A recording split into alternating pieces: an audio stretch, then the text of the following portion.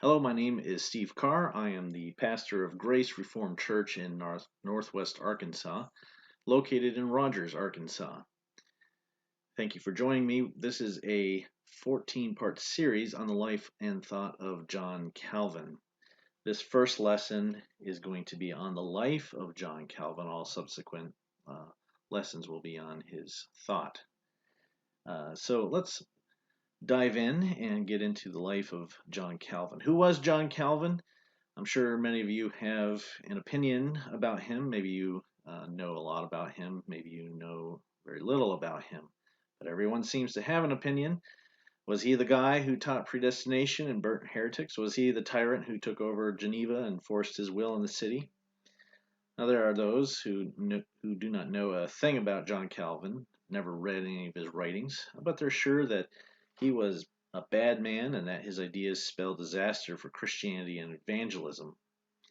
Caricatures like these continue to exist despite the host of scholarship done on the man. But what these caricatures point out is that his ideas are influential, and they are the kind of ideas that put the world into a commotion. Whatever one thinks of John Calvin, it's hard to ignore him, but since he was so influential, one should at least try to understand him. So let's get into his life. We begin with his birth. July 10, 1509. His birth name was not John Calvin, as you note there. It was Jean Calvin. Now, let me add a disclaimer. Um, I am not French. I'm not a man fluent in French, so I am likely to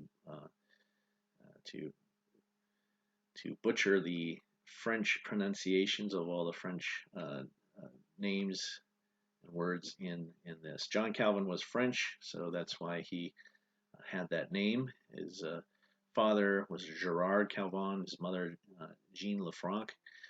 Again, probably butchering those names, but I'm doing my best. So thank you for bearing with me. Um, but why is he called John Calvin? Why do we know him as that? Because when he uh, became a scholar, when he was studying Latin, he did what many other Latin students and scholars did in his day and age, and that was Latinize his name to Johannes Calvinus. All right, so you can see how we came to John Calvin from his from Latinizing his name. July 10th, 1509. I want to point this date out because it says something about John Calvin uh, in his role in the Reformation.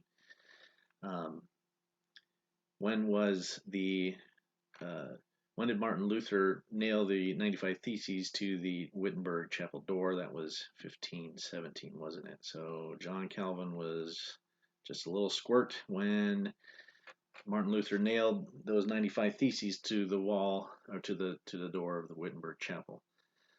Why does that matter? Well, that makes Calvin what we would call a second generation reformer. Second generation reformer. Okay. Martin Luther, he was born 1483 on November 10th. Zwingli, another reformer, well known. He was born just a few months later, January 1st, 1484. Another reformer by the name of Martin Bucer, who was very influential in Calvin's life. He was born in 1491. Calvin kind of considered him a father figure in some ways, father in the faith especially. The famous Erasmus of Rotterdam, he was born 1466. Okay, so by the time Calvin comes on the scene in the Reformation period, he was the Reformation had already been underway. Erasmus dies in 1536, and that was the same year that Calvin first published the very first edition of his uh, Institutes of the Christian Religion.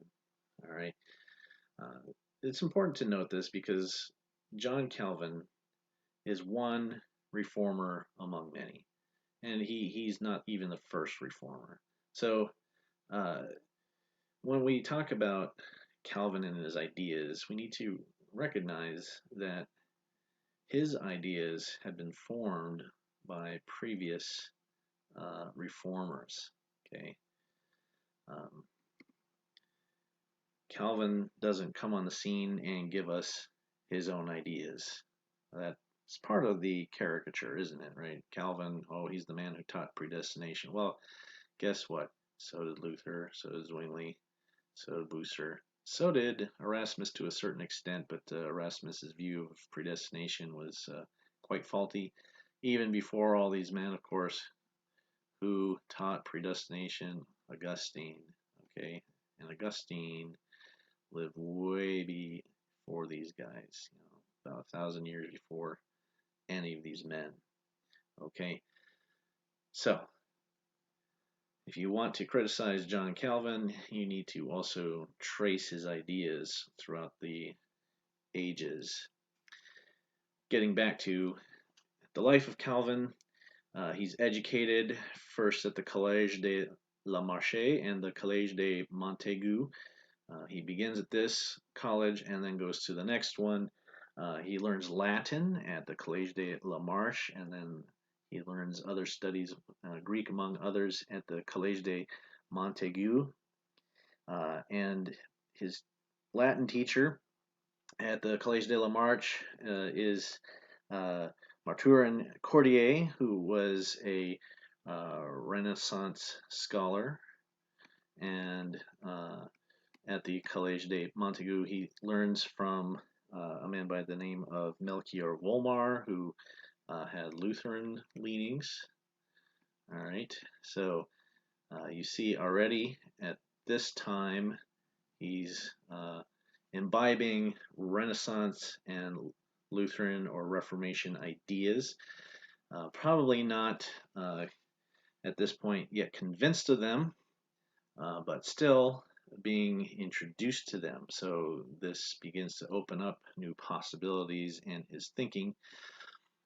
At some point later on in his education, probably around 1528, his father decides that he doesn't want Calvin to go to school for to be a priest, to be one who works in the church. He decides he wants his son to kind of follow in his own footsteps, that is, working in law. He wants Calvin to study law, so Calvin goes to Orleans. He doesn't want to go, but he's a dutiful son, and he obeys his father and takes up studies in law. By the way, this is also very helpful in seeing Calvin, because we see Calvin as a reformer, one who is clearly well versed in the study of both canon law and also in the civil law, natural law tradition of the day. And likely he picked that up as he was studying law. And that really does, I don't know how much he would appreciate it himself, but we can see that this definitely had a formative effect on him as both a reformer, as a pastor, and as a theologian. Calvin's father dies in 1531, and that allows him to return to his desired studies, that is, Renaissance humanism. This was the hot topic of the day. This was all in vogue, Renaissance humanism, and its emphasis was on classical antiquity. That meant going to the sources. Ad fontes was the famous phrase, to the sources. So instead of reading about classical Roman or Greek authors, they actually they looked up text from them and read them themselves. So instead of reading about Plato, they read Plato. Instead of reading about Seneca or Cicero, they read Seneca or Cicero. Instead of reading about the Bible, they read the Bible. They learned Hebrew and Greek so that they could read the Bible in the original languages. This, of course, was one of the most powerful influences in the Reformation. The study of Scripture in its original language was one of the uh, major causes, if you will, of the Reformation. So, this obviously had another powerful influence in the life of Calvin. Sometime in this period, Calvin then moves to the Protestant side. No longer is he, while he's at the Collège Royal in Paris, he's studying classical antiquity. His doctoral work and first piece of writing was a commentary on Seneca's De Clementia, which he published with his own money. Becomes a huge flop. But as I was saying, at some point in this time, he makes the move to Protestantism. He describes that as a conversion, and we need to understand his terminology here when he says conversion, not as an evangelical conversion experience, but as a switch from the traditional church, the Roman Catholic Church, to Protestantism. And that's certainly by the time of 1533, but it was probably sometime before that. We don't know exactly when. He didn't like to talk much about himself, but he describes it, his conversion experience, in his commentary in the Psalms, and he says this: "And at first, while I remained thus so obstinately addicted to the superstitions of the papacy, that it would have been hard indeed to have pulled me out of so deep a quagmire by a sudden conversion, God subdued and made teachable a heart which for my age was far too hardened in such matters." All right, so while we don't want to talk about it as a evangelical conversion experience, I mean, it was still a movement from darkness to light for Calvin. That's something that we need to appreciate today. That the Protestants who came out of Catholicism, Roman Catholicism, into Protestantism, saw that as a movement from darkness to light. One of the great Reformation phrases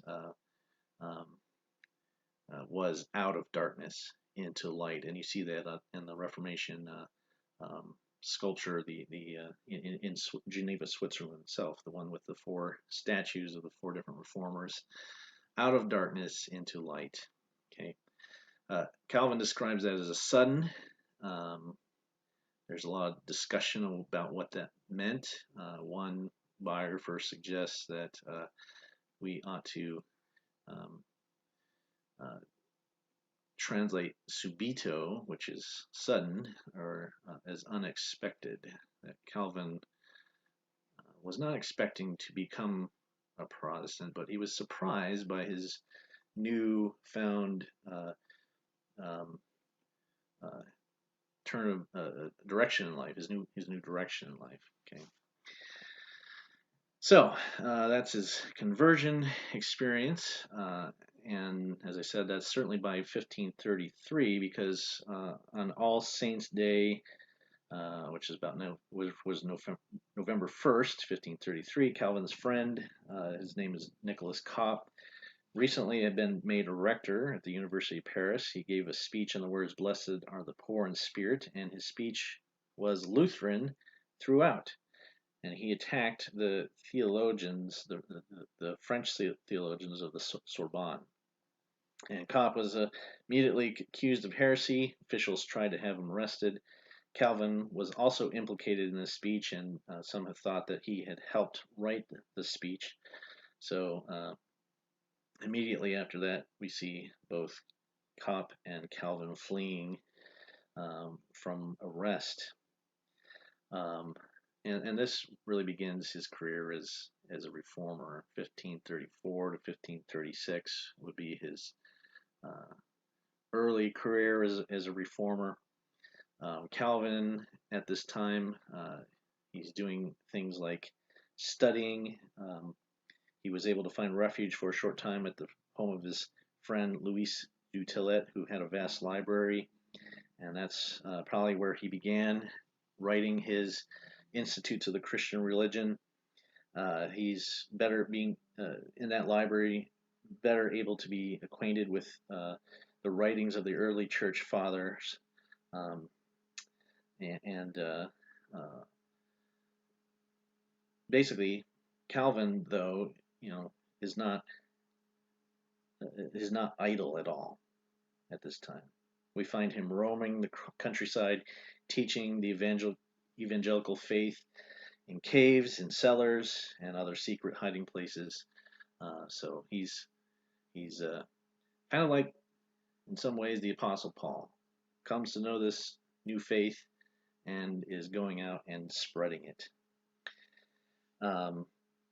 He also wrote at this time his first work, which was actually published after his Institutes, but it was written before the Institutes. That is his Psychopannychia, which was a work critiquing the Anabaptist view of soul sleep.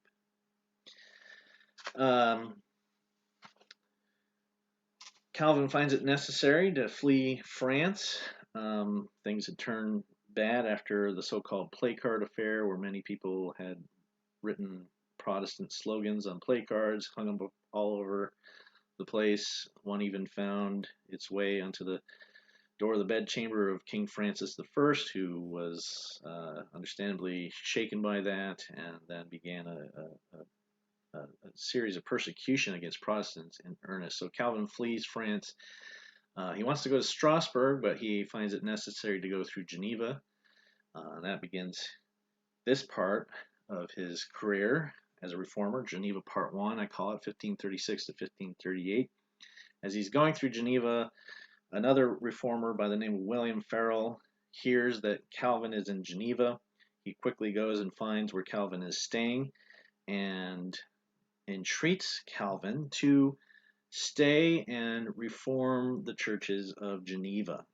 Calvin says, no, I don't want to do that. He has a plan to go to Strasbourg and to quietly study and continue writing. That's his desire. Farel finally has enough of Calvin's desire to study, and so he basically curses Calvin if he doesn't stay. And this is how Calvin writes about this. Upon this, Farel, burning as he was with a marvelous zeal to promote the gospel, instantly put forth all his efforts to detain me.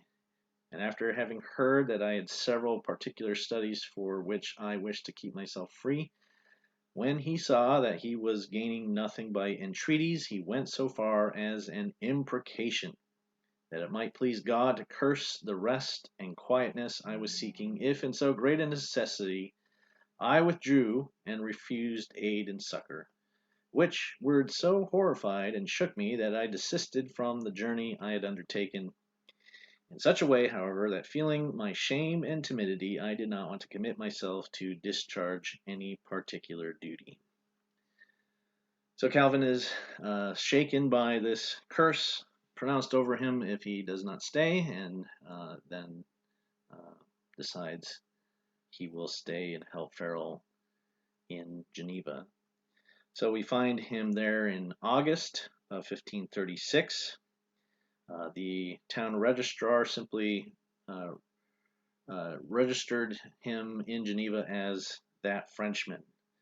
But Calvin would gain a reputation as a theologian, and later that same year, at the Lausanne Colloquy, where a few days into the event, Calvin stood up and refuted a Catholic theologian by quoting from memory several church fathers. All who heard him, including Philip Melanchthon, a fellow reformer and successor to Martin Luther, were impressed. Melanchthon would later call him the theologian. As people used to call Aristotle the philosopher, Melanchthon would call Calvin the theologian. Calvin finds reforming Geneva a very difficult task, though. He is at this time writing to reform the church ordinances, but he's meeting a lot of opposition to that. Calvin and Farel draw up the Geneva Genevan Confession. They bring that to the city council. They ask that all the citizens be required to uphold it. The city council did not like the fact that Calvin placed the matter of church discipline in the hands of the church rather than the council.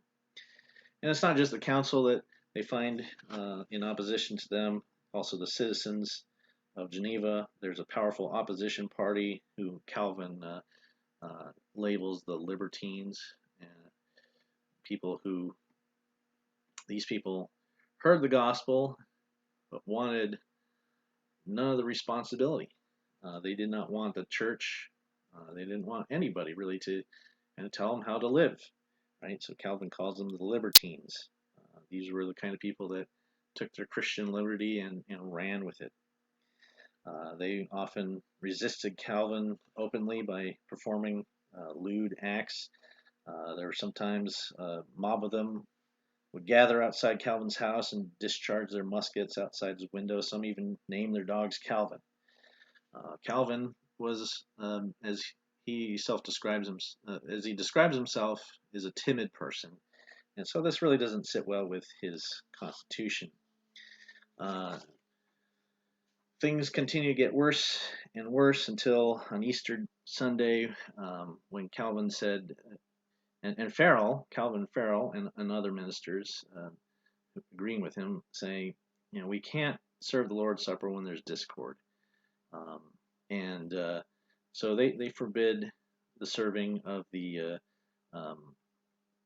Lord's Supper, and at that time, the city council decides to ban them from preaching, and then they vote to dismiss Calvin and Farel and gave them 3 days to leave the city. Farel left to go to Neuchâtel while Calvin went to the destination he had originally planned to go, and that was Strasbourg.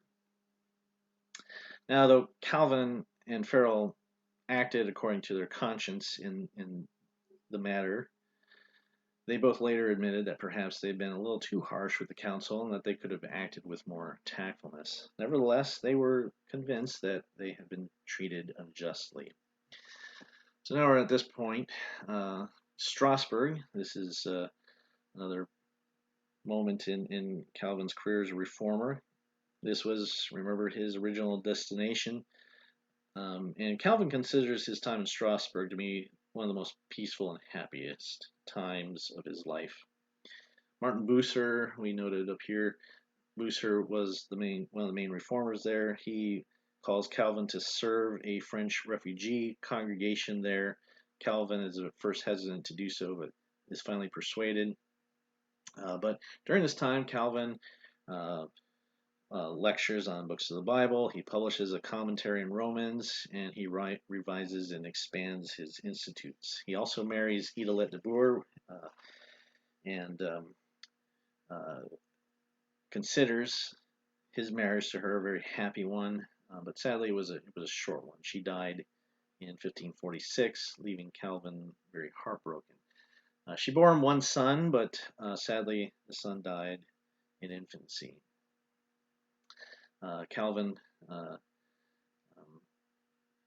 had a rough life. And interesting, when he talks about the necessity, when he realizes he's got to go find a wife, when he is asking his friends for help and counsel, he says, I need a wife who's going to be able to look after my infirmities. This was a man who had many sufferings in life. He had many health issues, and we'll talk about that a little later, but this is a man who did his work amidst hardships. We need to really understand that about this man.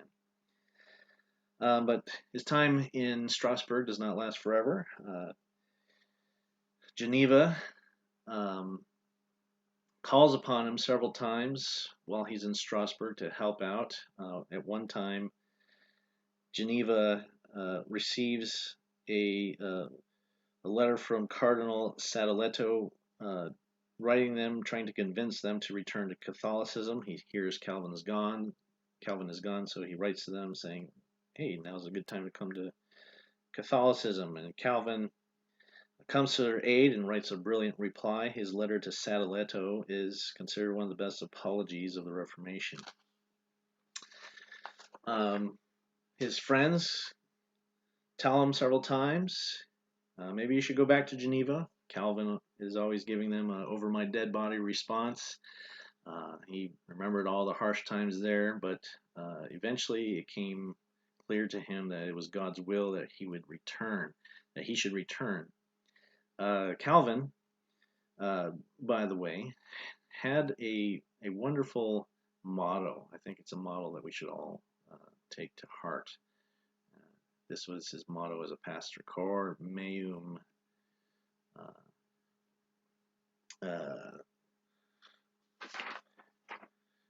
Cor meum tibi offero Domine. I'll translate this in Domine. Misspelling that. Prompte et sincere. My heart to you I offer, Lord, promptly and sincerely. What a wonderful motto that is. I offer my heart to you, Lord, promptly and sincerely. And that's his motto that he takes back with him to Geneva. He doesn't want to go, but he knows it's the Lord's will. And no matter what may come in Geneva, even though to him it was like dying 1,000 deaths, he belonged to his faithful Savior, and he has offered his heart to his Lord, and he will do what his Lord desires of him promptly and sincerely. So from 1541 all the way to 1564, Calvin is again serving in Geneva. When he returns to Geneva, he the very next Sunday he picks up where he left off preaching 3 years earlier, as if nothing happened. The very next verse from where he was at in his preaching schedule, he picks up and continues preaching. It's just another portrait into the pastoral heart of the man John Calvin. So this time, 1541 to about 1555, we see Calvin kind of similar situation to his first time in Geneva, having to deal with opposition parties, the Libertines, and some people on the city council. This is also during the time. It was also during this time when Servetus, Michael Servetus, comes to Geneva. He's arrested. He's put in prison. He's given a trial and eventually burned. This name has always been associated with John Calvin ever since, because people like to say, well, John Calvin was that burner of heretics, wasn't he? Well, no, John Calvin actually didn't burn Servetus. John Calvin didn't arrest Servetus. John Calvin didn't put Servetus through a trial. John Calvin acted as a witness in the trial, but it was the city council that put Servetus on trial, that arrested him, and that eventually put him to death by burning. So let's keep that in mind. By the way, it is very likely that if Servetus wasn't burned in Geneva, it would have happened in some other European city, because he was wanted all throughout Europe as a heretic. He was a hunted heretic. Calvin warned him, don't come to Geneva, but Servetus does anyways, and met his fate there. So that's that period. Then from 1555 to 1564, Calvin sees better times in Geneva. It's at this time that he establishes the Academy of Geneva. That was in 1559, which is also the year he published his final edition of his Institutes in Latin. The final French edition, came out in 1560. This is the edition that most are familiar with, and is the basis of our English translations that we have today. This academy drew many students from all over Europe. Many of them returned to their respective countries with a missionary zeal to preach the gospel to their people. So we see Calvin establishing a a academy for the purpose of spreading the truth of the gospel. So anybody who wants to say that Calvinism is anti-evangelistic or anti-missions doesn't have any historical support. There's not one single ounce of historical support that Calvinism is anti-evangelistic or anti-missions. That just certainly isn't the case. We saw it in his early career. We see him preaching and teaching all throughout this period. Calvin is working to spread the truth of the gospel, whether it's by writing or by sending out letters or training other people or preaching himself. Calvin is very evangelistic and very missions minded. Calvin is, like I said, a man who has suffered from many ailments in his life. These eventually catch up to him. By the end of his life, one of his biographers says, "They said at the end that when you met him in the streets, it was like seeing a corpse walking. So emaciated was he with his many ailments and diseases." So Calvin, in 1564, April 25th, 1564, he dictates his last will and testament. Here's what a portion of it reads. "I render thanks to God not only because he had compassion on me, his poor creature, to draw me out of the abyss of idolatry in which I was plunged, in order to bring me to the light of his gospel, and make me a partaker of the doctrine of salvation, of which I was altogether unworthy. And continuing his mercy has supported me amid so many sins and shortcomings, which were such that I well deserved to be rejected by him 100,000 times. But what is more, he has so far extended his mercy towards me as to make use of me and of my labor to convey and announce the truth of the gospel." Shortly after that, Calvin calls the magistrates, the syndics, and the Council of Geneva to his bedside, and he issues them a last address saying that they have to always keep in mind that God wishes to be honored and that he reserved to himself the right of maintaining both public states and private conditions, and wills that we do him homage by recognizing that we are wholly dependent upon him. That's part of his address to the Syndics and Council of Geneva. And then he calls the company of pastors in Geneva and gives him this charge: "You will have troubles when God shall have called me away, for though I am nothing, yet I know that I have prevented 3,000 tumults that would have broken out in Geneva. But take courage and fortify yourselves, for God will make use of this church and will maintain it, and assures you that he will protect it." About a month later, May 27th, 1564, Calvin closes his eyes in death. He's in the arms of his friend and successor, Theodore Beza. His last words were, "How long, O Lord?" When Calvin died, many of the citizens of Geneva wanted to see his body, but Calvin took care that he would not be treated as a medieval saint by having his body buried in an unmarked grave. So let's talk a little bit about his writings. We noted the Institutes of the Christian Religion. That's his magnum opus, his most famous work. It went through several editions in Latin and French from 1536 to 1560. As I noted, the 1559, 1559 Latin, 1560 French are his definitive editions and are the basis for the English translations that we have available. You can find these 4 English translations. This one, if you have Logos, this is on Logos, the Norton translation, 1561.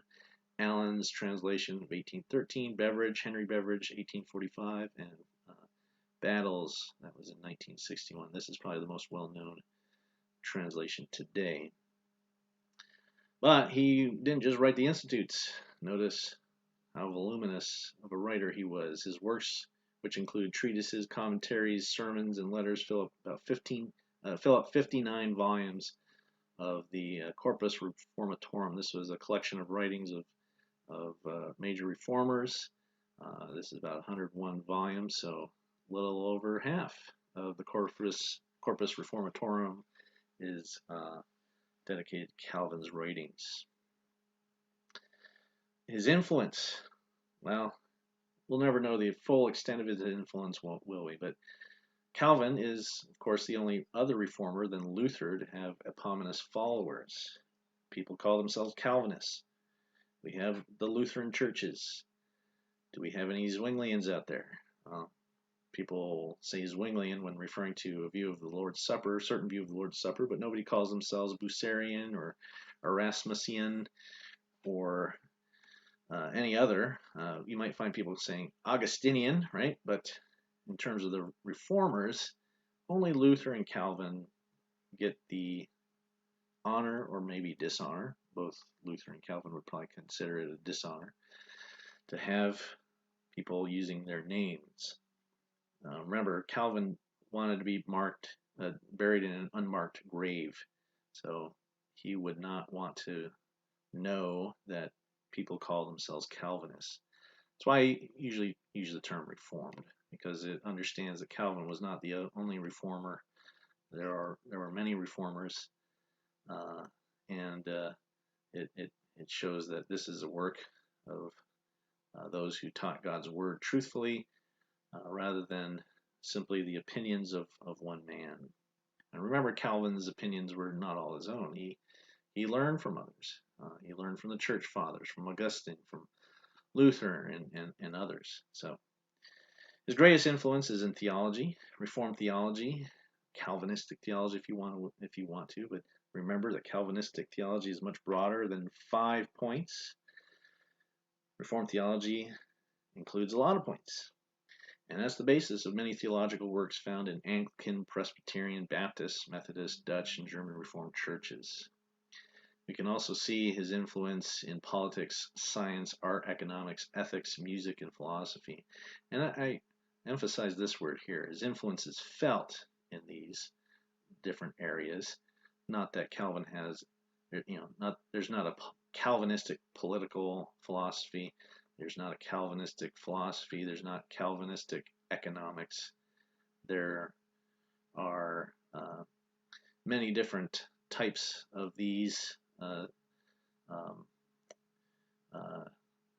sciences and whatnot, but Calvin didn't have a particular understanding of any one of these, but his ideas have infiltrated them so that we can say that his ideas have influence, or his influence is felt in these areas. So there you have the life of John Calvin. I hope it's been informative for you, and I hope that it has whetted your appetite to continue in this study as we look further into his thought.